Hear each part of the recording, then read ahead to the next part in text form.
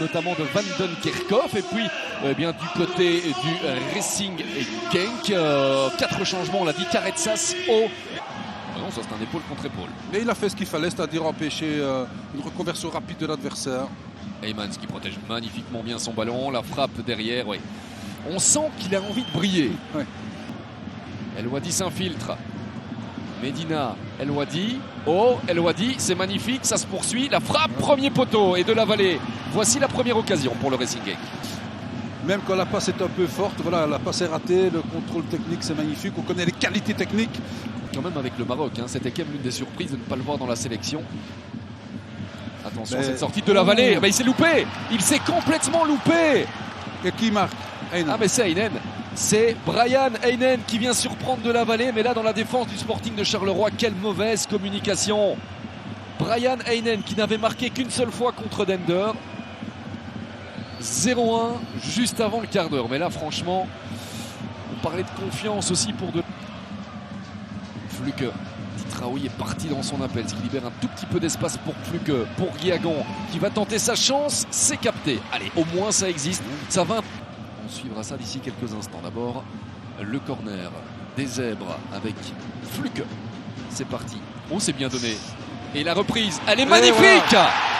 Titraoui, un but partout. Les phases arrêtées, le Sporting de Charleroi.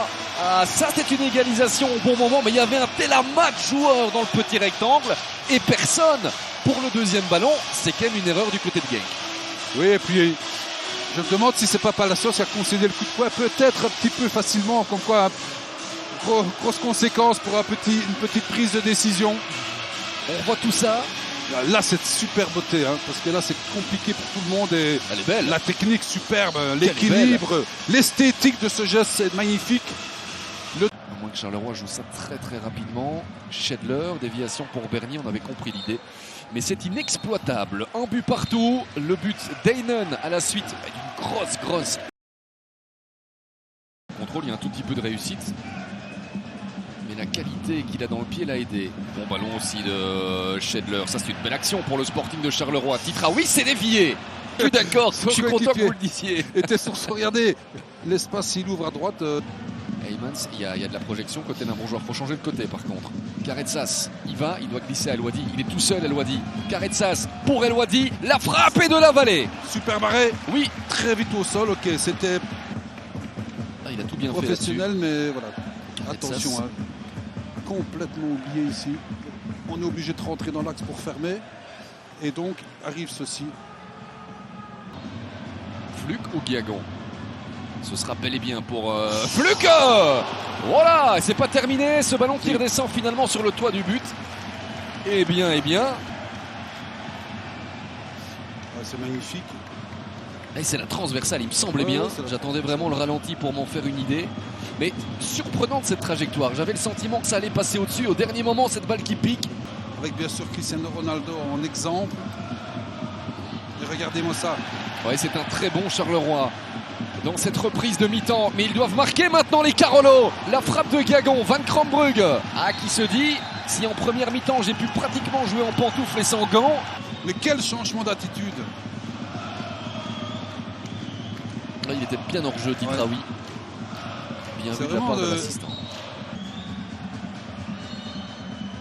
Bon, nouveau coup franc pour le Racing Genk avec Caretsas qui retente pratiquement la même chose, sauf que là c'est Heinen. Oh là là, complètement libre au deuxième poteau, doublé de Brian Heinen. Mais comment est-ce possible que ce soit lui qui marque de la tête au deuxième poteau? Là franchement, dans la défense du Sporting de Charleroi, et ça s'appelle un coup de clim, parce que Charleroi devait mener, Charleroi est mené. Et ouais, comme quoi on peut dénaturer son jeu et être efficace sur une phase arrêtée. Je vous avais dit, hein, c'est le genre de joueur qui peut changer le destin de cette rencontre. Et ben il l'a fait, quoi. Ses provocations ont provoqué des phases arrêtées. Ouh, la sortie. Ouais. Alors. Ouais, c'est surtout Heymans qui est là. Et le relais avec O pour sa dernière action du match, peut-être, pour aller offrir le break au Racing Genk. O face à Keita, la frappe et de la vallée qui se rattrape bien d'une certaine manière. Et voilà ce qu'on risque de voir quelquefois hein, dans ce dernier gros quart d'heure. Oui, mais moi ça m'embête qu'il ne reste que 15 minutes parce que franchement on s'amuse bien. Qualifie. Titraoui. Oh, c'est un bon ballon. Oh, il est bon. Oh oui, il est bon. Est-ce qu'il n'a pas franchi la ligne? Intervention miraculeuse. Comme cela. On l'a vu partir ce centre et on s'est dit ça. Incroyable. Il n'y a plus qu'à mettre la tête. Oh, quelle parade. Oula, on ne l'a pas payé cash. Hein, cet ajustement tactique qui n'a pas été fait. Et le corner derrière. Il y a de la place aussi. Le voici. C'est mérité pour le Sporting de Charleroi. Encore une phase arrêtée pour décider d'une action décisive dans ce match. Parfait Guiagon. Là, il n'a rien pu faire. Van Krombrugge, partout. Et ce qu'on ne voit pas sur ces images, c'est la moitié de l'équipe de Charleroi a déposé le ballon sur le rond central pour dire allez, il y a la place pour mettre un troisième. Mais c'est vrai que 2 buts partout et oui, c'est ce que je vous disais. Et tout le monde est déçu. Tout le monde est déçu. Mais même nous, on voulait que ça joue encore une demi-heure. Ouais, l'attitude des joueurs, on voit que tout le monde